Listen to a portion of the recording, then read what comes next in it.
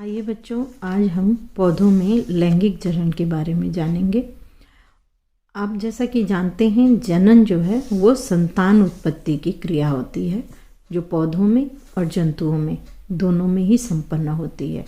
जंतुओं में केवल लैंगिक जनन होता है, जबकि पौधों में ये दो तरीके से होती हैं, अलैंगिक और लैंगिक।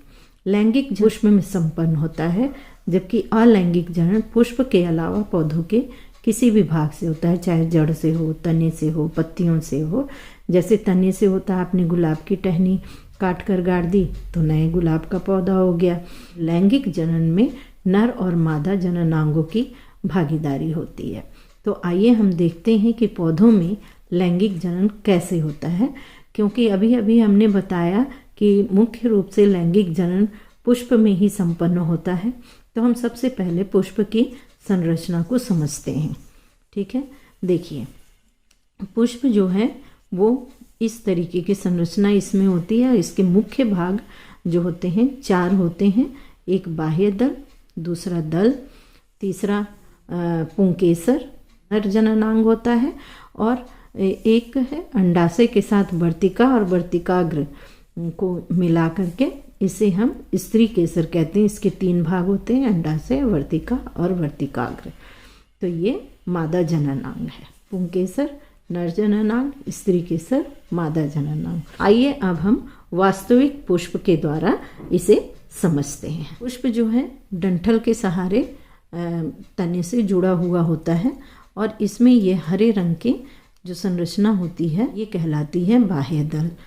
ये हरे रंग की होती है, तो ये प्रकाश संश्लेषण की क्रिया भी कर लेती हैं, और ये पुष्प के सभी भागों की सुरक्षा भी यही करते हैं। जैसे इनमें ये जो रंगीन भाग है ये दल कहलाता है, और दलों की संख्या अलग अलग पौधों में अलग अलग भी होती है।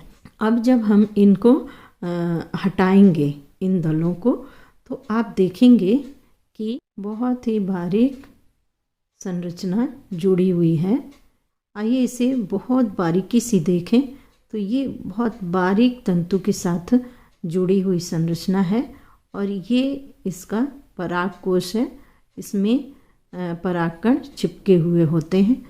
ये पूर्ण संरचना को हम पुंकेसर कहते हैं, और ये पुष्प के ये नर जनक होते हैं। ठीक है, जब हम इनके दलों को हटाते हैं तो आप देखिए इस अंडाकार संरचना को अंडाशय कहते हैं, और ये जो पतली नली आकार में जो संरचना निकली हुई है इसको वर्तिका कहते हैं, और वर्तिका के शीर्ष भाग को वर्तिकाग्र कहते हैं। ये थोड़ी चिपचिपी भी होती है, रोएदार भी है, जिससे परागकण यहाँ आकर चिपक जाते हैं और हटते नहीं हैं। और गुड़हल में आप देखें तो स्त्री केसर इस तरीके से है, खूब लंबी सी वर्तिका है, इसमें वर्तिकाग्र है, और वर्तिका से ही जुड़े हुए पुंकेसर हैं। ये तो संरचना आपने देख लिया पुष्पों की। तो कितने भाग हो गए? चार। बाह्य दल, दल, पुंकेसर और स्त्री केसर, जिसके तीन भाग हैं, अंडाशय, वर्तिका और वर्तिकाग्र। अब आइए हम लैंगिक जनन की प्रक्रिया को समझते हैं। लैंगिक जनन की प्रक्रिया में सबसे पहला चरण परागण का आता है। परागण क्या है?